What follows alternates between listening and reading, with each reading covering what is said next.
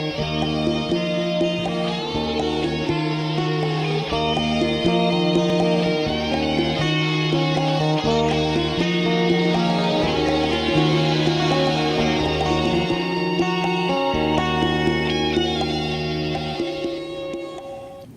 Carrie Cassidy from Project Camelot, and I am here with Aaron. Wow. Let's start over. What's your last name? My name on my birth certificate is Aaron Green Hicks, but my real last name is Rothschild. Very good. Okay, so let's, because that's going to be, and I'm going to ask you to speak as loudly as you can. Okay, I'm sorry. Because we don't have, this is, as I said, low tech, and really it's a choice of mine to sort of stay low tech here and try to get the word out using what means I have at my disposal under the circumstances when I go to a conference and I'm in motion constantly, and part of the time listening to the speakers, other part of the time running around trying to interview people. So, and without a crew. So, at this moment, just let's repeat this. So, your name is Aaron. Aaron Green Hicks. Okay. And my real last name would be Rothschild if I had stayed in the family. Okay. Yes. And I heard you speak, and it was really stunning. And I want to give you credit here because it can't have been easy. It wasn't easy at all. Okay. And I don't know if you've done much public speaking, but no, just on Friday was my first time ever. Okay, and you handled yourself very well, and you were very credible. And this is has to be a very difficult situation, but it's a very important sort of revelation for you and for the people out there. And thank you for having the courage to actually, to do a Camelot interview. I'm sure after you do this, you're going to get a lot of flack for having done so. And so I'm just giving you a heads up. Okay. I'm prepared. That's why I'm doing it now, and I understand the ramifications of the entire situation. Okay, yes. Great. So at this moment, can you sort of talk a little bit about when had you remained part of the family? When I was born, they put me they took my father and I and put us outside of the family, and my father was the head of the military shadow government, and he put me into MK Ultra. They took us out of the family so that I could be in these programs. Okay, and can you talk about your father and mother? They're is it your father who is the Rothschild? Yes. My father's a Rothschild, my mother was a Sinclair. Okay. Yes. Great. And you say he was head of the shadow government. Can you explain? The military part of the shadow government. He had to deal with time travel. He dealt with MK, all the Black Ops programs at the time, from the 1940s until the 1970s. Okay. Are you able to say his name? R.C. Green Sr. Okay. Everything's wiped on him. When he tried to, after he was remarried, after my mother passed away, he tried to get his birth certificate to go to Ireland, and there is no record of his birth.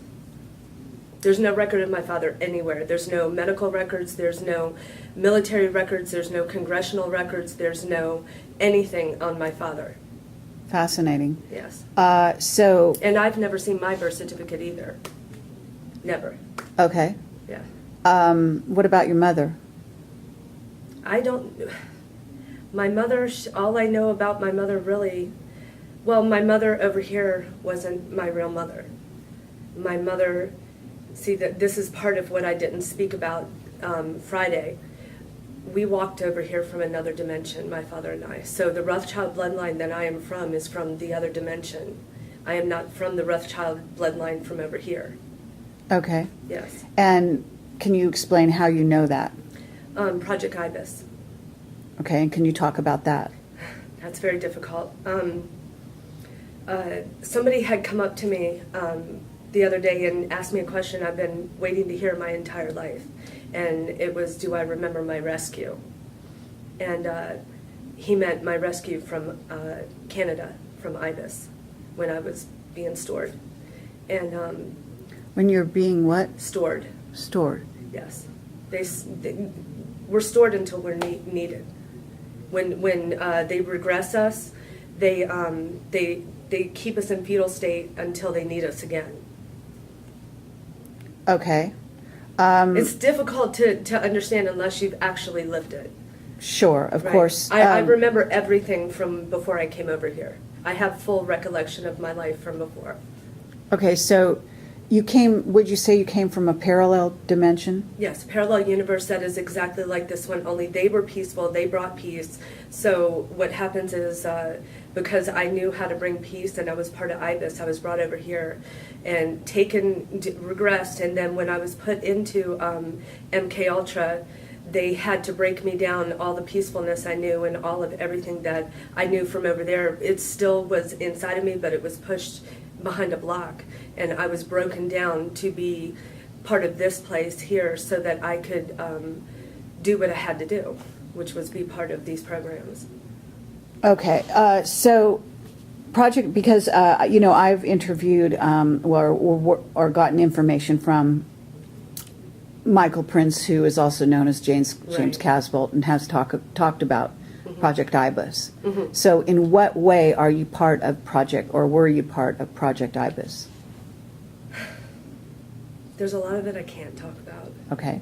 and I'm not prepared to talk about it fully. It's painful for me because I've had so many regressions. I haven't had just one or two or three. It's a constant, ongoing thing. They take me and they put me from universe to universe to universe, and once one becomes peaceful, I get regressed, and then I get put in another one. Then when that one becomes peaceful, I get regressed again and put in another one. And the time that I came over to this one, my entire family, my children, and my husband came over with me. Now, they're not part of Project IBIS, but they got brought over with me. Okay. And what's the sensation for them when you say being brought over with you? In other words, because I assume, you've reached a certain age in this universe, and they also, but you wouldn't have met him until a certain point. Right. My father had access to time travel technology when he was in the military shadow government, and he did this in the 1940s. He knew that I was going to be born, obviously. So he went forward to when he knew that I was going to meet my husband, and found out who my husband was going to be, because ultimately he knew he was going to have to be my handler as well. And when he found out who my husband was going to be, he encoded me with my husband. And so it was always meant to be that I married him. It was encoded in my name Aaron, and then Sean in the middle. My first and middle name. Aaron means peace, and Sean is Gaelic for Johnny, and my husband's name is Johnny. Okay. Yeah. So is your husband aware of any of this? Yes. Was he aware before you told him, or is this something that you revealed to him? I think he kind of knew. He was waiting for me to say it. My husband doesn't like to say too much about this stuff because it's still so new to him. His awakening is new. He knows what he's here for. He knows what he's got to do himself. He knows that he was also part of. They would go to him for coordinates during Desert Storm he was on the USS Saratoga, and they would pull him aside and ask him, okay, what's the next coordinate we should hit? Where should we target next? And they would get things from him. And he didn't remember they were doing these things to him until I started waking up. And I started remembering. And my son is a catalyst, actually, for my awakening. And my awakening was the catalyst for my husband's awakening. And my daughter, who was 13, has always been awakened to it. Okay. But when you say awakened, being a Rothschild, being born into that sort of arena, were you... sort of, at what point did you become awakened? Was it after you had your son? It was about when my son was 15. So that would be about 3.5, 4 years ago. Okay. Yeah.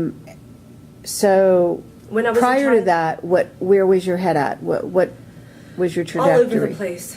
all over the place because I couldn't understand why I was promiscuous. I couldn't understand why I would get angry so so quickly. My anger just is so it's awful. I can just go off the handle right away. It doesn't take much to trigger it, and it's not bipolarness or anything. I found out that it was when I would get triggered from my programming. Okay. And let me say here, just because, I ask pretty direct questions, and I know you haven't done this before, but I want you to feel free to tell me at any time that you don't feel comfortable answering a question. You're feeling a little bit, yeah. And I don't. It's okay. I don't want to scare you. Oh, you're not scaring me at all. Okay. But I don't want to intimidate you. I don't want you to, be caught unawares. I want you to know and feel comfortable with what we're doing here. I actually do feel very comfortable with you. Okay. So it's not that. I guess my nervousness is I know once I walk out the door from this interview, I'm in extreme danger. I'm already followed. I'm chased on the freeways in San Diego. I have a brother who's a Rockefeller, and I will not say his name. I refuse to say his name because he calls hits on me all the time. He had his wife put all of my information from my name to my phone number to my address and everything, how to get a hold of me on Twitter. And they were, he had sent me money one time for my children to eat because I was pushed aside to be poor and destitute for all of my programming. And he was left in the family to be rich, and he's at the top. I can't say who's his father, but so he sent me money one time, and it was $300. Actually, his wife sent it. And when it got to me in the States, it was $357. And the significance to that is he has Jesse James's 357 Magnum. And he had it in a picture, and that was a warning from me to shut up. And once I didn't shut up, that was not only a warning from him, that was like a warning from the entire family, Rockefellers, Rothschild. They were wanting me to keep my mouth shut. And I didn't. So the hits started becoming once a month, once a week. And the day before we came here, they sent a motorcyclist up next to us that was, he looked in the car, looked at my husband in the eye, and then he swerved into us.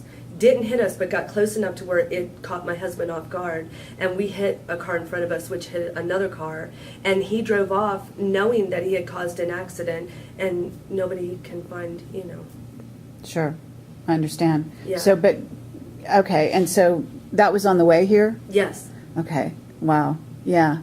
All right, so on the stage, you talked very specifically about, I guess what you were talking about was how you were brought up, and Dr. Mengele? Mengele. Yes. Yes. So do you want to talk about that a little? Sure. I didn't know that up until just maybe April of last year that the man that I happily called Grandpa was Dr. Mengele, Dr. Green. And that's why my last name is Green. In these programs, I'm sure you know that we're encoded with colors, and I'm encoded with green because Dr. Green was the one who was he gave me the love up until I was 4. So my love bombing, the love part of my love bombing was him loving me. So I knew humanity from Mengele. I knew humanity in a way that nobody else saw from him. And to me, he was gentle, he was loving, there was a white rocking chair that he would get in, and he would sit me in his lap, and he would just sit, and he'd rock and rock and rock me, and I'd hear lullabies in German and English. He would tell me fairy tales and stuff like that in German and English. He gave me a wonderful and beautiful memory of a grandparent, because that's what I saw him as. I don't know if he's any kind of blood relation, because I don't know if Mengele is, within any of these families. I haven't researched that. I try not to research anybody's stories, because when I give my story, I want my story to be my experience from my first-hand experience. So everything you do hear from me is only me. Okay. Yeah. Okay, but so somehow, though, he was part of your family at that time. Right. When you were Every day I would go to, up until I was 4 years old, I spent every single day that my father spent in the Pentagon. And I was allowed to do whatever I wanted. Dr. Hayward, excuse me, Admiral Hayward and Admiral Holloway, they were two SecNavs, consecutive SecNavs during the 1970s. And I used to sit on their lap while my dad would bring me in, drop me off, and he would go and do his work in the shadow government that he had to do. And the Secretary of the Navies would sit me on their lap, pull out the coloring books and crayons, and I would sit and color and play in their laps while senators and, you know, all kinds of congressmen, high-level elite would all come in and they'd discuss things, and they're not thinking a 4-year-old child is taking it in, you know. And here I am. I'm brought here to be an observer.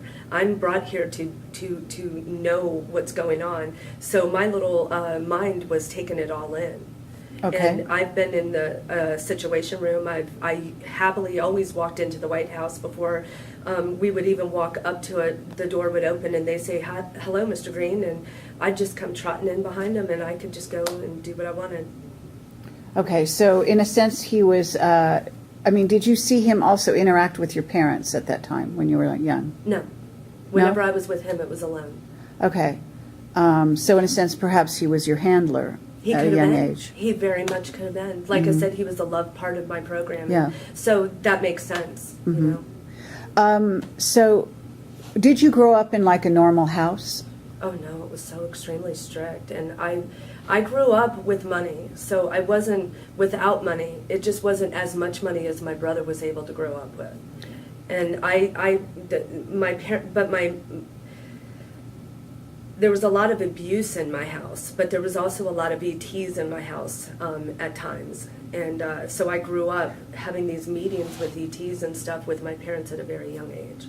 Okay, so but just to kind of paint a picture for people. Okay. Can we describe like the house that you grew up? Where was it? What state? I grew up in Washington, D.C., my first 9 years, and then my second 9 years after, that's when my father retired from the shadow government, and he moved us down to Southern Maryland, and I had a normal house, and the only thing that was that we tried to portray a perfect family on the outside, and when I would go behind closed doors, my father would, I always knew when it was coming because he would come in, he'd strip me from waist down, hold me by 2 feet, and I could hear the belt come off, and he would beat me until his frustration was done. And that was part of my programming, was to be beat like that. My mother, at least once a month, would poison me with something. And I can remember her standing over me, and I'm on the ground, and I'm writhing in pain because this is eating my stomach alive. And she just looks at me and she goes, you know, suck it up, get up, it's time to get up, you know. And she didn't care. She wanted me gone because I was put with her and I wasn't her child. And When you say you weren't her child, whose child were you? the mother on the other side, Oh, okay. And do you remember the mother on the other side? loving as can be. Beautiful, loving, wonderful woman. Okay, so what time, in other words, when you say, because it sounds like you were going back and forth from side to side then, because if you knew your mother as a loving person, then you had to be I have old full enough to remember. I have full recollection of before I was regressed from where I was before. Okay, so when you say regressed, I think maybe it's the usage of that word, but let's say you lived a life on the other side, okay, and you reached, let's even just start with the age of 4. Okay. If you're at the age of 4 on the other side, do you grow to the age of your age now? Yes. Okay. And when you say you're regressed, if you cross over to this side, then what happens to the person who is now, let's say, what is your age approximately? I will be 44 in 2 weeks. It's funny, I was just going to say 44 if your age is 44. I don't know where that was coming from. Okay, so you're 44, you go into this program in Canada, you walk into a facility as a 44-year-old woman, then you're regressed, you say. Right. Regressed how? Do you know? No, I just know it was painful. I remember my husband, before we came over here, my husband looked at me, he walked over to me, and I'm sitting on a couch like this, and he just holds out his hand and he goes, "Are you ready?" And I said, yes. And he goes, you know this is going to hurt a lot. And I said, I know. And there I came. I walked over with my father. And then I don't believe my husband's body or my children's bodies were brought over, but I do know that their souls were brought here and put in different, the bodies they needed to be in for our family to be together again. Okay. There's a mission with my family, and my family is brought here to do peace. Okay. It's just getting there. It's getting all of us super soldiers together and mind controls victims and even the Project IBIS children together, all of us, so that we can change what's happened and use what's happened to us against who harmed us. Okay. So, but you are a Rothschild on the other side as well? Yes. Okay. Yes. So at this point, in some way you're regressed that you don't remember, but do you start out as a baby on this side? Yes. Okay, so you have to go through all those ages again, right? Right. Okay. So, but you have the memory, the recall. Yes. Yes. Okay. I'm anxious to do regression sometime. I would love to do it so that I can. I feel that would be my way of proving it to everybody if I can have a videotaped regression done, so that people can see that I'm telling the truth. I have nothing to hide. Okay, let me ask you: have you ever seen the TV show Fringe? Yes. I identified with that absolutely 100%. Okay. My question to you is, if you look at, I forget her name. It's not Olivia? Yeah, Olivia. When she goes back over to the other side, there's another Olivia there. Right. Okay. So she doesn't go through kind of the way you're describing it. In other words, she's already on this side, grew up on this side, so and so. But the Olivia she meets grew up in a different parallel reality. Right. And I believe that we do have multiple realities going on simultaneously. Yes, yes, and absolutely. we're all actually on both sides. But I've actually recently had some whistleblowers who are time travelers who have revealed to me what, and I it's been a leap of conjecture for me, basically saying what seems to be happening, because they have identified that there are some people here who appear to be scientists, for example, Nazi scientists from the time of Paperclip, who are here even as younger men, but the same men. In other words, very famous scientists, Werner von Braun, for example, and what's this guy, Max? Is it Ingalls? I'm not sure.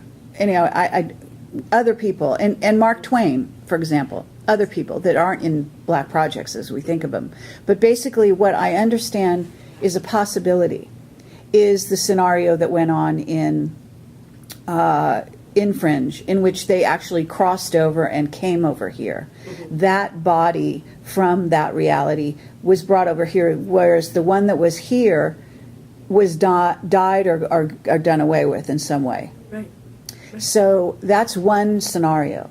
Right. Now there's another scenario that sounds like, and then also there's a component part of that wasn't in Fringe, but that they've actually learned how to do what you're just saying, which is regress. They've actually learned how to turn back the clock, so you not only don't age, but you actually can get younger. Right.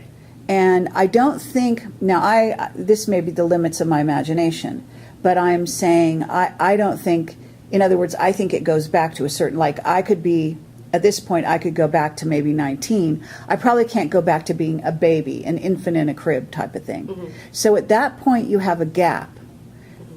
I know this is a long question, and I'm I'm following. I don't mean to go into like a big explanation here, but I'm really curious what you might think of this.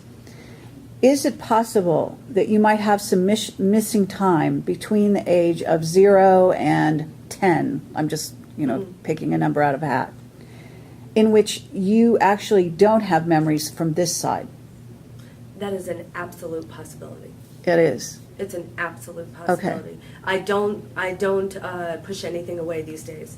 If somebody brings it to me, obviously there's a reason. So maybe I should look into that, and regression would be the way to do. Right. Okay. So, but it's not something that you are like at this moment. If I said, do you remember everything? I mean, nobody remembers everything. I don't think from when there were, like whatever age a person is to there's a zero even on this side. Right. You know what I'm saying? Right. a lot of times there'll be gaps in your memory.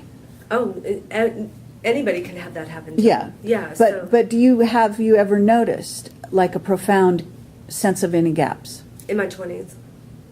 Gaps in your 20s? Yes. Okay. Yes, absolutely. Like whole maybe years or spans of time where you don't recall having been here, kind of like. Yes. Years. Because you don't have pieces to put in there. Yes. Years. Years. Okay. Yes. All right. It's just interesting. It's just gathering data. We don't, I don't know where it leads. I was just, because I've been putting this puzzle together. It's the little puzzle pieces. Once we get all these puzzle pieces together, we'll find peace. Yeah. We just got to get all these puzzle pieces together. Right. And I think that it's a fascinating story in general with humanity. And when you bring time travel into it, it's a new component that most people haven't really thought of. I don't know if you know, but I've just done a conference on time travel. No, I haven't looked at it yet. Yeah, no problem. But it's quite fascinating, and I have whistleblowers that are talking about time travel, etc. And Have you done Mars yet?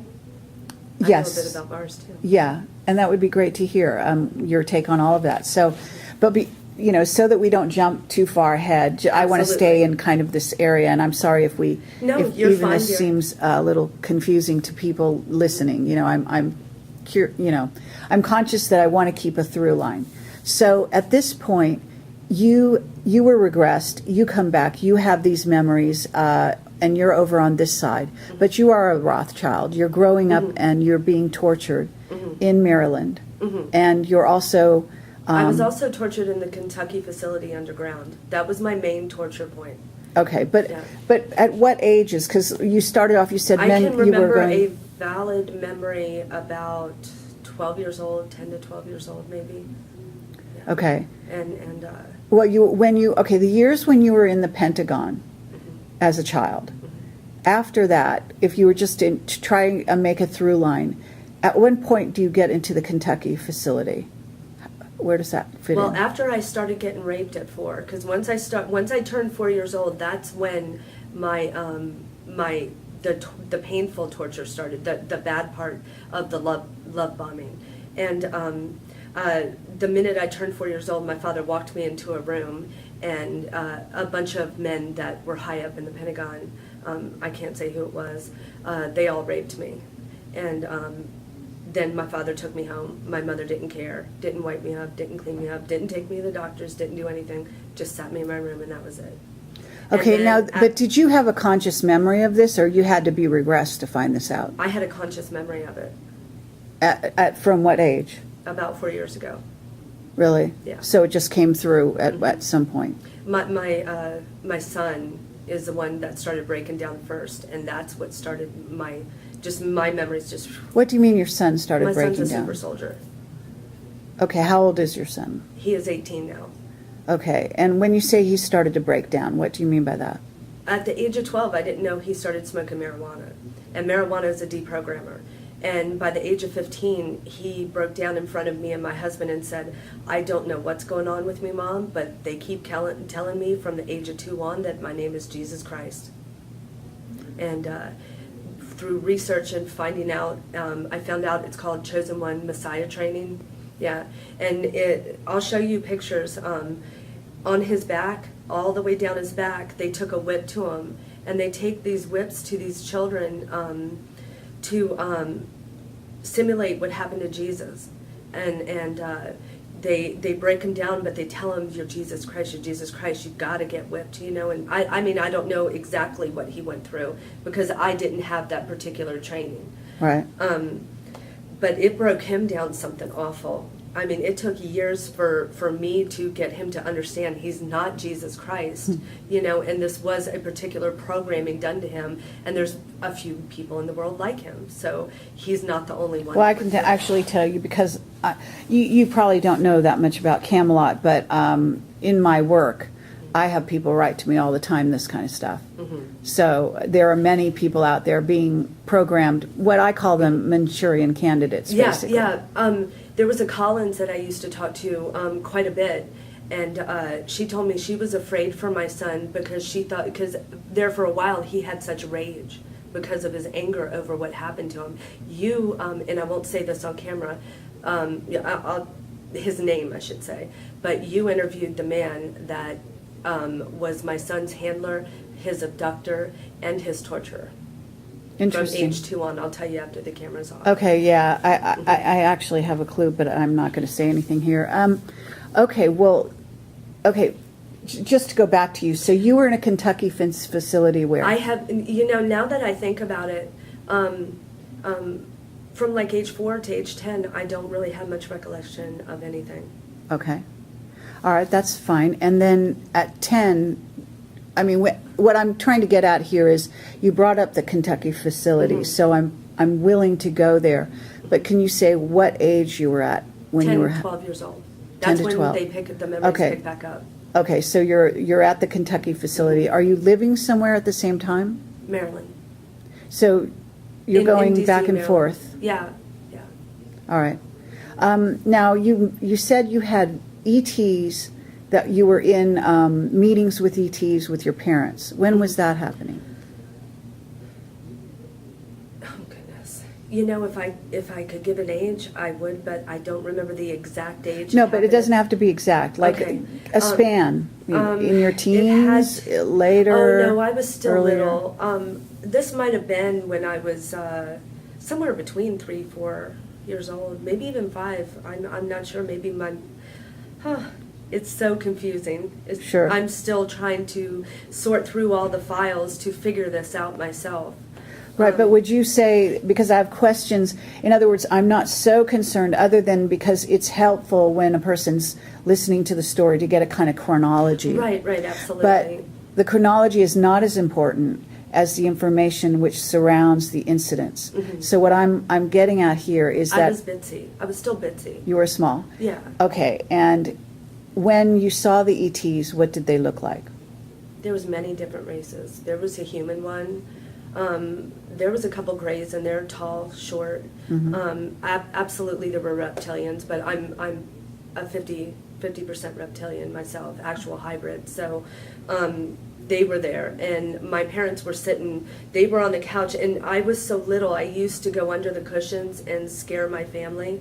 When they would sit on me, I go rawr, you know, like a kid, you know, little kids do, but I didn't know what was getting ready to happen. But I put myself under these covers, and next thing I know, I have all these ETs sitting on me, and I personally believe they were consciously aware of me under them, obviously because of their telepathic abilities, and but they didn't let on. And my mother and father are sitting there with guns.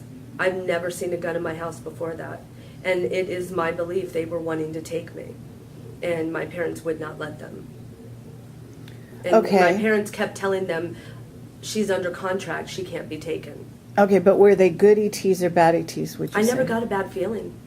I never got a Okay, bad feeling. but your parents had guns. So, but your parents were torturing you, so those weren't necessarily the good guys, right?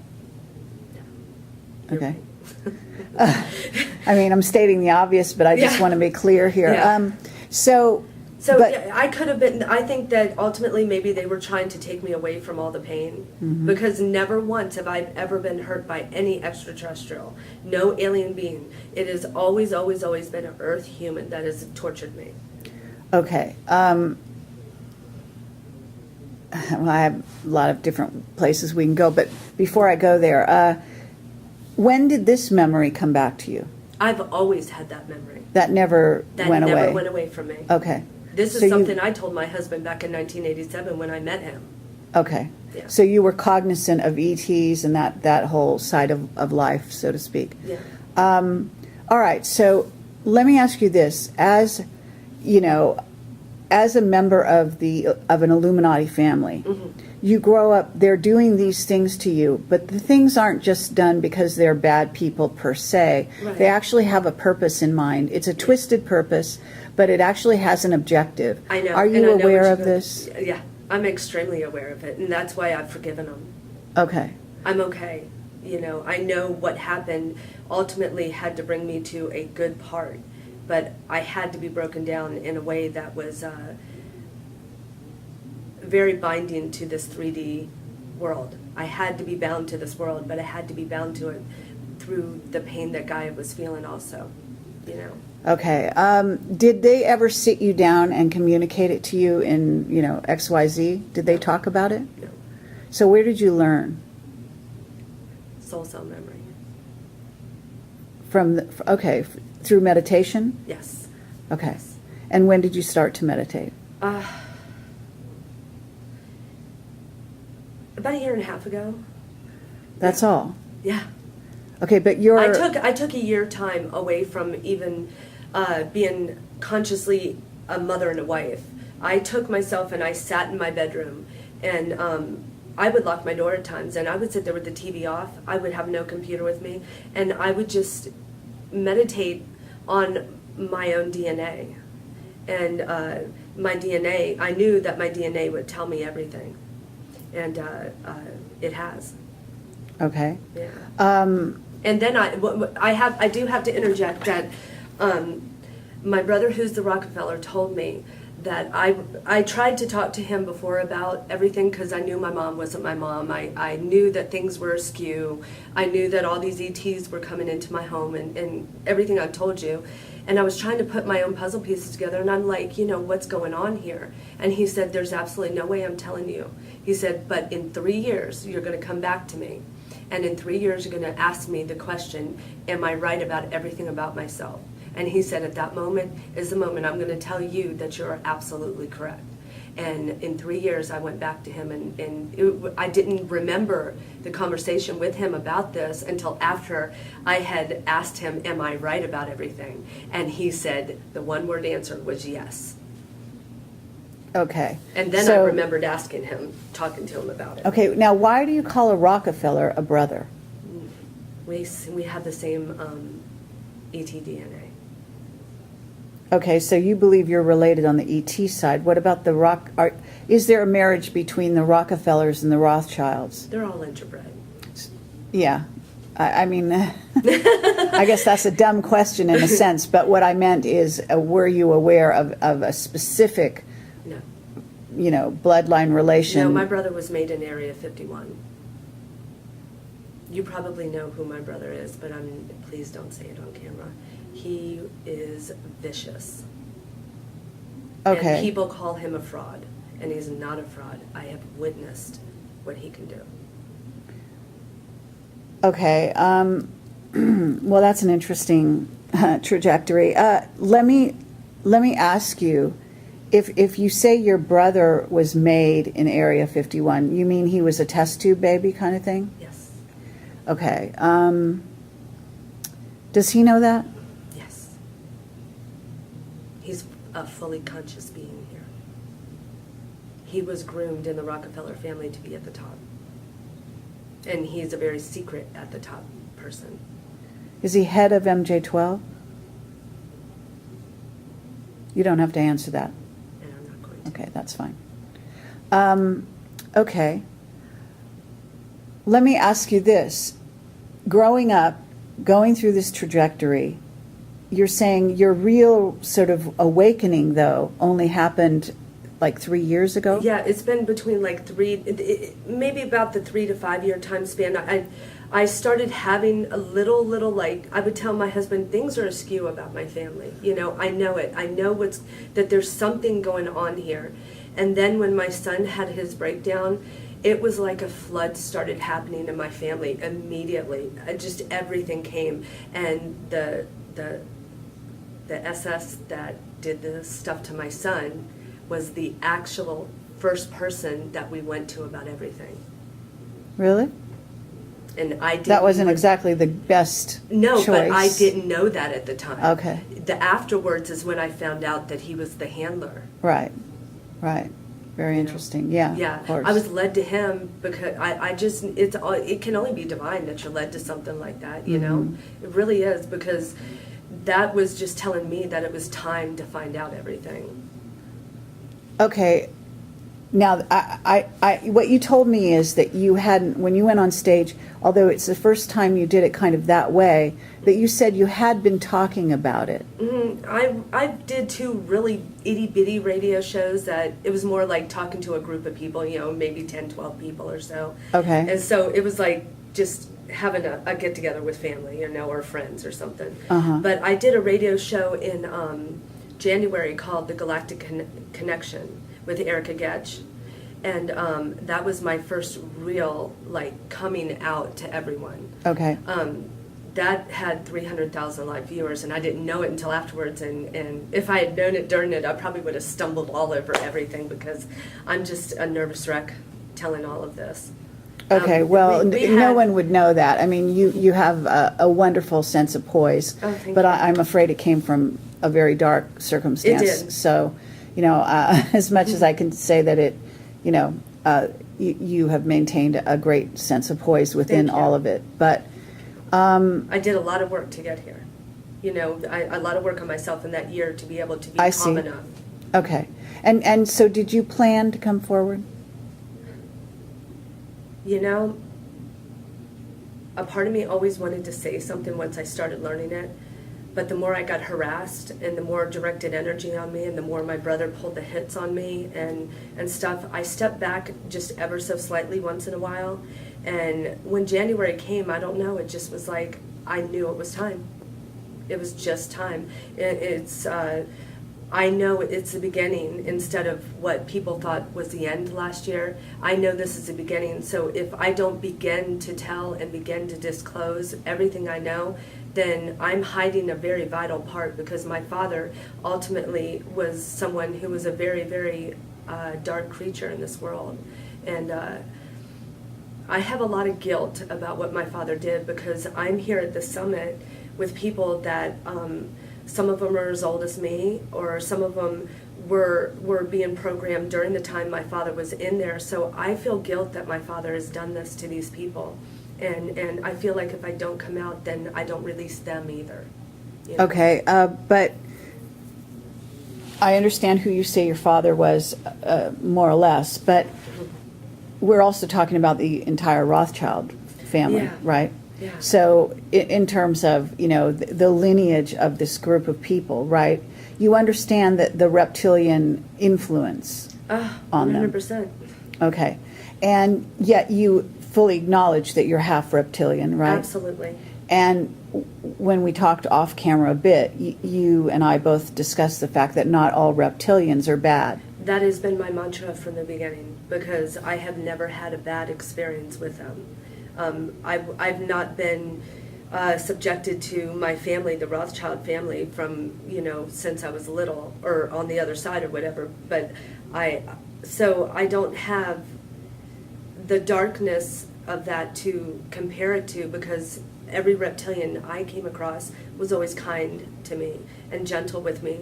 In the Pentagon, they would sit me in a chair, and I would sit there just like a little kid does, swinging my feet back and forth, just looking. And there would be a row of them in front of me, and they would, and just like that, and just stare at me and just look at me. And it was the oddest thing, but they did it so much that I became comfortable with it. And one time when I was in the Kentucky facility, one tried to get me away from the humans so that I wouldn't be tortured anymore. He said I had enough. He kept telling them, she's had enough, let her go, release her. And they said, no, another person that said she's under contract. She cannot be released. This contract is a lifetime contract. And so he looked at me, and I've never in my life seen a reptilian cry, and this reptilian shed tears. And he said to me that I can't do anything more for you. They won't stop. So what I'm going to do for you right now is a gift. And that's when my lights went blank. That's when everything went dark for me, and I stopped remembering because he put the block in, so whatever they did to me, I wouldn't, consciously remember it. Okay. Along those lines, do you remember interactions with the Catholic Church? Yes, I've seen ritual sacrifices of children in the Vatican in the bowels of it. It's vile. It's the most vile place on earth. It's the most evilest, darkest. It is evil personified. God is not there. God left the building. God never entered that building and never will. Okay. He wants that building gone. He wants all of the popes gone. He's done with those popes. That whole scenario there is nothing but a sacrificial ritualistic, evil. I can't even say enough about that place. It's awful. It's the worst place in the world. Okay, but I'm going somewhere with this. Okay. Are you familiar with the Black Pope? Yes. Okay. Did you meet him? Consciously, I don't remember that. Okay. If I did. Okay. I'm sure. I mean, with everything that I've been through, I'm sure I have on Yeah. more than one occasion. I think it's logical to assume that, but I'm not going to, put words in your mouth over Right, here. right. So with that in mind, though, we're talking about reptilians, and because there's so much misunderstanding about reptilians out there, I just want to make sure that it's clear. So you believe that at least the reptilians you dealt with and the half of reptilian that you are, you believe that's a positive, in other words, we say service to others being. Absolutely. Okay. But you would acknowledge that the reptilians that you saw sacrifice humans, etc., are not service to self, would you not? They're service to self. I mean, service to others. Yeah. They're service not- to self beings. Correct. Right? Okay. So with that in mind, And it's just a small minority of them. It's like on Earth, you have the humans that, most humans are really good humans, they just want peace and they just want to live. They want to do what God put them here to do, and that's just advance their souls.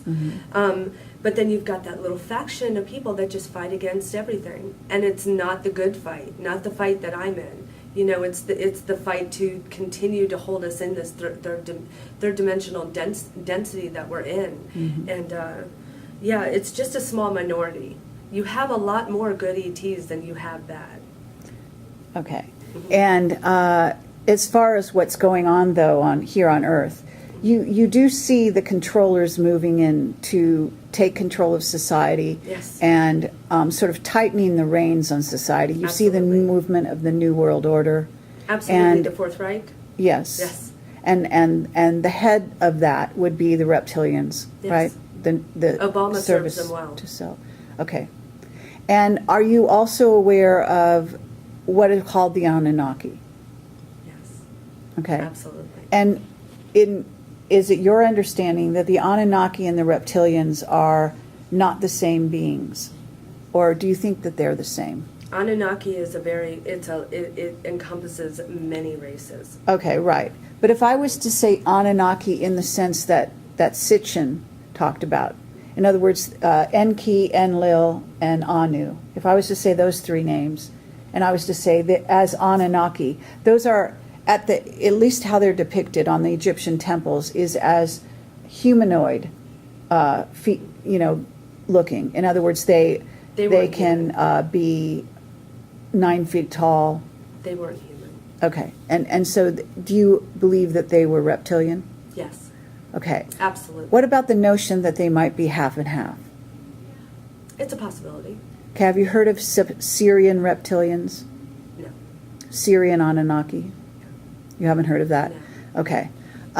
Because my understanding is that there is more than one race of that particular group from Nibiru, and that some of them Well, appear that to would be make sense. Syrian. Total sense. You got Earth that has many different races. Yes. So why not Nibiru? Exactly.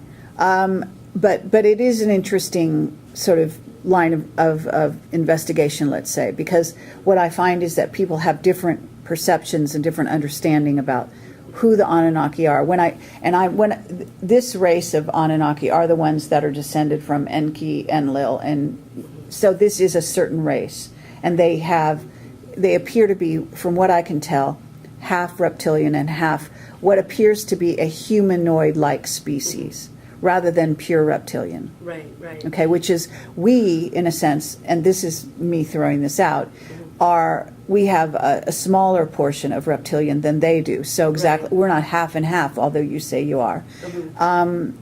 We're more, some of the humans here are a portion reptilian, but then more other races. Mm-hmm. In fact, We're investigations. what I call a hodgepodge. Yes. The Earth Well, is I would say there's a base 12 various species of ETs that went into what makes humans, Well, what we call absolutely. this That's why you got human. Majestic 12. There you go. So you're aware of this sort of thing, this Absolutely. line of inquiry. Okay. I just don't talk about it a lot. Okay, but you see that it's okay to talk about Yes. in at least. Now I do. I Yeah. just haven't in the past. Okay. Yeah. Yeah, I mean, I am very interested in people starting to understand our ET heritage, so to speak. Absolutely, I am too. That's the main thing for me. I have taught all of my children so that they're absolutely aware of where they're from, who they are, and the fact that don't think it's a curse to be a half reptilian. They look at it as a gift now. You know, my son for a while cursed it, you know, but now he sees that he was given a gift. You know, you got to look. A lot of super soldiers don't look at what they get as a gift, you know, and a lot of the bloodliners don't look at what they get as a gift, and really, it is a gift. We're here for a purpose, and our blood serves that purpose. Okay, fair enough. Okay, we have a limited amount of time here, and you know, this is a great opportunity and a great chance to talk to you and go down these roads. Maybe we can do this again in the future, even long distance. If you're in San Diego, actually, you're not that far from me. I can always drive up. Okay, and so because I happen to be just north of LA. Okay. But at this moment, just in the interest of time, you went through this torture, you've witnessed torture. At a certain point, you must have been like before your awakening, so to speak. How did you deal with it before your awakening? I was very promiscuous. Okay, so you were searched for love. exercising. Okay. Searching for love any way I could get. And I was married at this time, you know. I've been married since 1989. So my husband has had to put up with a lot, but he something inside of him told him that he just needed to stick with me through it because there was a bigger picture that was going to be figured out later. And obviously there was. But I became extremely promiscuous, and that's my monarch programming, you know, that was coming out of me. I would always be promiscuous with military men. It was always a military man. Okay. When you say you had monarch programming, did you go on any kind of missions in those roles? Yes. I can remember taking one man to his death. Okay. So in a sense, you knew you were being used or programmed, even though you weren't awakened the way sort of we're talking about it. Oh, there was always something off in my mind. I knew there was something that I needed to figure out about myself because I couldn't pinpoint why was I doing these behaviors? Why was I acting out? Why would I get so upset? Why would I go sleep with all these men? I have a beautiful, wonderful husband, and I would go off searching for love, and I had unconditional love at home. You know, I had what I didn't have with my parents. I had the love that was absolutely unconditional from my husband. Okay, but aside from being a wife, you were programmed as a monarch's sort of slave, right? Right. And perhaps being sent on missions during those years as well, right? Mm-hmm. Even astrally speaking. A lot of my work was done astrally. Okay. At the same time, you were aware that you were a Rothschild. Is that correct? I wasn't aware that I was a Rothschild until about 4 years ago. Oh, really? Yeah. What did you think you were? I didn't know what I was. So you knew you grew up in Washington, D.C. You knew that you were in the Pentagon as a child? Oh, that was an aware memory that I've always had. Okay, so About you the were Pentagon. aware of that. So you knew you came from like the military-industrial complex, Yes, so to speak. I even remembered the rapes that were done to me at 4 years old, but I didn't know why they happened to me. I thought it was just something that happened to me. I didn't realize it was part of the programming. That was my very initial breakdown. That was the time when they took me from 1 to 2. You understand what I mean, from Right. 1 personality to 2. And then they were able to start working on me. They took me away from the man that loved me so much, and that was Mangala. And that broke me in and of itself. And that breaking plus the rapes did it. I split then. Okay, right now I'm talking to Aaron. Right, absolutely. Is there multiple? I like to think I've integrated, but who knows, you know. Okay. Does that make sense? Well, yeah. They tried to wipe my before I came to this summit, they did try to wipe my mind, and they put I was almost completely wiped, And my children, my husband had to help me through it. I had to read letters and messages, texts, look at my Facebook. I had to start relearning myself again. So I've had to learn my memories twice. But they put an alter in me that was named Sarah Sinclair. And that's why I go by Sarah Sinclair on my Facebook, because I was identifying with that when they were wiping my mind. And right before I came here, they me-lapped me every night for like 2 weeks straight. They were trying to tell me my husband doesn't love me anymore, your family doesn't love you, you know, nobody loves you anymore, and breaking me down so that I didn't come here. Okay. Well, I'm glad you made it. I am too. It's the most amazing time in my life, because I finally found what I considered my family. Okay. You know, there's an interesting thing going on with you that I want to throw out there. I'm an intuitive, and I see things sometimes, and I just want to throw this out and see where you go with it. Okay. When I saw you on stage, you look like a much older woman. When I see you here, you look much younger. In other words, you seem to kind of be morphing, and you seem to actually, in a sense, you seem to be more in your 20s, where you are kind of like in your mental environment. Like, as you're talking to me, you seem like a person in their 20s who's just discovering themselves. That's how you seem. I've had people tell me that before, actually. Really? Yeah, you're not the first. Okay. Yeah, it's just an interesting dynamic. So can you kind of feel that? I feel it when I start talking. I can feel my vibration just spin so fast. But I mean, are you having a sense of time traveling? Might be too strong of a term, but in this sense, when I'm talking to you right now, it's almost as if the years between, you say you're 44, and that came into my head, so I assume that's correct. Between 44 and say 20, do you feel that there was something that went in during that time span, that somehow, in order to leap back, to have this conversation we're having in a sense, you almost have to go back to being 20 again? Yes. Makes absolute sense. It does? Makes Okay. It absolute just seems sense. like a weird dynamic happening You just here. put a puzzle piece in for me. Thank you, Carrie. Okay, yeah, I'm trying to put it together myself as I'm looking at you, okay? Because it's just it's quite jarring. I don't know what'll show up on the film. I just know what I'm seeing, you know, so it's very interesting, you know. Okay. Just in terms of the big picture, and I don't even know, how do you feel about the big picture here on Earth? Do you think you know the scenario well, or do you think you're learning it? I'm not allowed to tell. I'm not asking you anything about it. I'm asking you, do you think, like if I just say, do you think you know the scenario as it's being rolled out here on Earth? Do you think you know? Oh, yes, it's deja vu. It's complete Okay. deja vu to me. Every time it happens to me, it's deja vu. I know what's going to come. I know what's going to happen. You do? I can't say, because what I know is going to happen, humanity's not ready to hear about.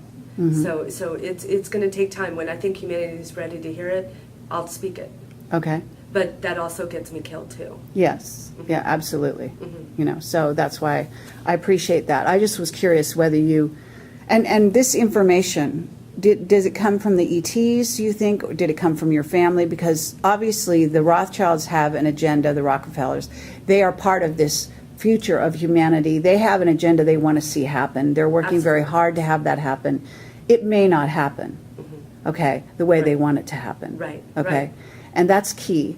But are you aware, for example, of something called Project Looking Glass? I've heard of it, but I've never looked into it, so Okay. I don't really know it. That's okay. Yeah. What about the Yellow Book? Yellow Book? No. I don't. Yellow Cube? No.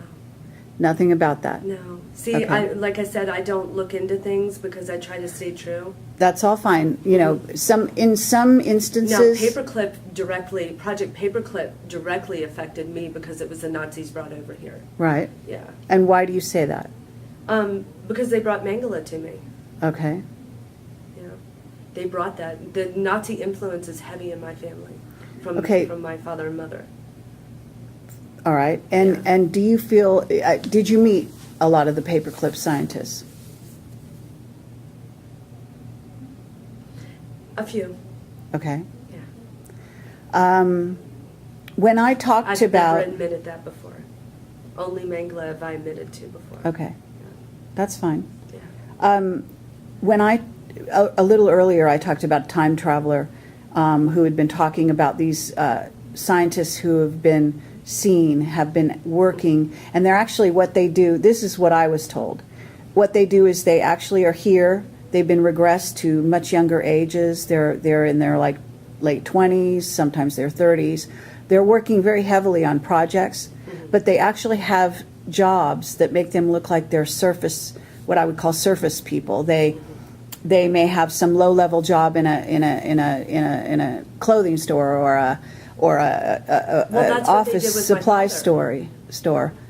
My father's cover job was a congressional aide. So Okay. he was only supposed to be known as a congressional aide. That's it. Right. And he headed everything. Yeah. You know? So- irony at its finest right there. Yeah, and so there seems to be some, like, even that's a time travel technique. In other words, to have the one sort of, and maybe, and this is another part of the story which I was trying to piece together, which was maybe they have clones that are being used to go to work that day and appear to be like a normal human while they go into the underground base and take care of certain business. You're very intuitive. Okay.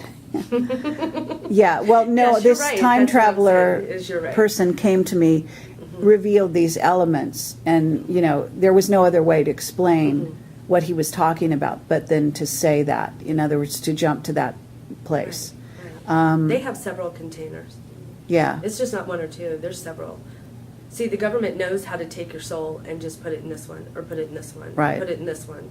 You know, people don't understand that it's a very easy process, actually. You know, we could do it ourselves. We can pull our own souls out and put it in another container. Takes Well- a lot for a human to do it, though. You know, for like you or me or someone else to do it without tech, I should say. It takes tech to do it. For us to do it ourselves, it would take a high vibration from us to get our souls to pop out to do it in a conscious manner. okay, yeah, and that gets into all kinds of ethics, but you're also, there is also a darker side to that would be called possession. Absolutely. Okay. In terms of, let's just say, in terms of the occult, were you taught this information when you were growing up? I was always taken to church. My parents made a point of always going to church because that was the cover. Now, if any, I don't remember any satanic anything else. You don't remember being taught the occult? No. But Okay. I feel it heavily in my life. Aleister Crowley is very heavily ingrained in me. And he tries to charm me all the time. He sends me hearts when he needs more people on his side. He wants me to be over there because he knows my vibration level, and he's trying to get me back. You know, he's trying to get me back with him. Okay, and so you're talking about him as if he's still alive. He is. He's a time traveler too. He Okay. had access to time travel tech. So he's here as if he was still a young man, you know, middle-aged man or whatever. Mm-hmm. He's trying to get everything back, you know. He wants it all back for himself. So, well, what that tells me, and I'm not, you know, I'm not so sure that makes sense. And I'll tell you why. And, Okay. and you can tell me why it does. Okay, Okay. so I'm throwing out that because I have studied the occult, and I Okay. do know a fair amount about Crowley, and I don't know everything about him by any means. But what I would say is that, and this is actually something I puzzled over, and I feel this way about, for example, Enki and Enlil and so on. In other words, there must be a way that these individuals progress. They can't have all this knowledge and not progress. So it seems strange to me when you say he wants it all for himself. It doesn't seem logical, based on what I know about Crowley, that would be true of him now. Well, he's still under contract to bring darkness. Until we become peaceful, his contract can't end. So he's And that's got- how you, okay, who told you that? I can't say. Okay, that's fair. Yeah, there's a lot. That kind of thing I could walk out the door right now and I'm done. I hear you. Yeah. For us, those of us that are part of Project IBIS, we're encoded with Crowley. Crowley's encoded in our DNA. Okay. So can you read the tarot? The tarot? Mhm. Yes, I do that quite a bit. Yeah. Do you use the Crowley tarot? I don't know what the Crowley tarot is, so I You would don't? know. Well, do you know which deck you're using? Oh my goodness. I feel so stupid right now because I don't remember the name of it. I have two separate decks at home. I have an angel deck, and then I have a deck that's copied off of the first tarots, you know, the original tarots that were made. Okay, so you must have the old style deck, which I don't know the name of that. All right, It fair has enough. a tower where you see the Pope coming out and the Queen coming out. You know what I'm saying? That card. Yeah, I forget what it's called, but I understand it's the old style deck. Yeah, yeah. Okay, but there is a Crowley tarot. Did you know that? No, I didn't. Okay. Interesting. Yeah. And it might be interesting for you in this awakened state to look at those cards. Yeah, that's what I was Because just thinking. I his should go. partner, sort of wife, partner, and I forget her name, I think it might have been Frida or something like that. Or maybe I have her name wrong. Anyway, at any rate, she painted them. Oh. And they're quite beautiful. Yeah. They're more beautiful Well, than you the know, original deck. Crowley made Thelema. Thelema is a beautiful religion. It's beautiful. It's very spiritual. So people have to understand he's not all darkness. You know, he's really not all darkness, not in my eyes. But, you know, like I said, I'm encoded with him. Right. So to me, he's not anything more than just an experience. You know, he's just another part of my puzzle piece. You know, I don't really feel so much darkness. I think to myself, why in the heck am I getting hearts from him, you know? But that kind of throws me off a little bit, and I just tell him, I'm sorry, but my hearts go to my husband, you know? And that's how I put it to him, and he leaves me alone for a little bit, and then he tries again, and then I get him to leave me alone. It's just an on and on and on process for him. Okay, are you in touch with members of the Rothschild family? No, Not at all? no, Okay. Have you ever been? yes. Do you remember that? When I was a child, we used to go around them all the time. Because Okay. as a child, I was very used to being around Kennedys, around Rothschilds, around Rockefellers, around all of those elite. My father always was taking me around them. Okay. Have you traveled the world at all? Not consciously that I remember. I don't have a passport. Oh, really? Yeah. Okay. I never knew whether I could get one or not. I'm sure I'm on a no-fly list with my mouth that flies. Okay, well, it would be, though, you know, everyone's, basically your travels are also for self-awareness. So the more if you were to travel, I would encourage you to do so, first of all, because it will awaken more memories. I would love to. If As a I could- soul. Yeah. Yeah. I would love to. Yeah. Okay, well, at this point, I'm going to shut this down, and I'm supposed to go speak for a short bit, and I don't even know when, but there's some other people coming along to hear, but thank you so much for this. You're welcome. It's been a Absolutely. great conversation, Yes, and I very much enjoyed it. Very much. okay, thank you, and I wish you well, and I hope that you can come forward again, and that we can talk some more. Yeah. I'm And- going to come forward till it's all out, until everything's peaceful.